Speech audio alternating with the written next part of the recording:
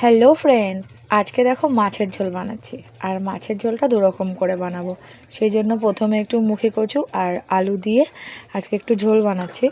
আর একদম পাতলা করে, এই ঝোলটা কোনো মশলাই পড়েনি, খুবই হালকা করে হবে ঝোলটা।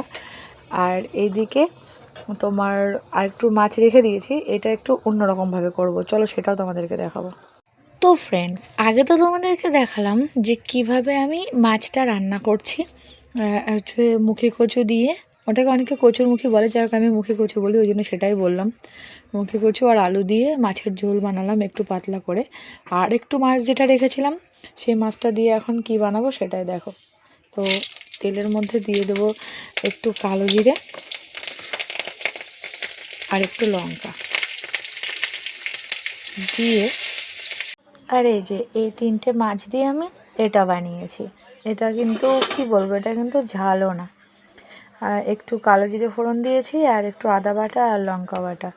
আর কালো জিরেটাও একটু পেস্ট করে নিয়েছিলাম, সেই জন্য একটু কালো দেখতে লাগছে, কিন্তু এই ঝোলটা কিন্তু অসম্ভব সুন্দর খেতে হয়। আর এটাতে যদি একটু ধনে পাতা থাকতো তো তাহলে জাস্ট জমে যেত গরম ভাতের সাথে। তো এরকম করে কারা এই মেনুটা বানাও, যদি না বানিয়ে থাকো অবশ্যই তাদেরকে বলবো তোমরা একবার বাড়িতে ট্রাই করো, খুব ভালো লাগবে, ভীষণ অসাধারণ লাগবে।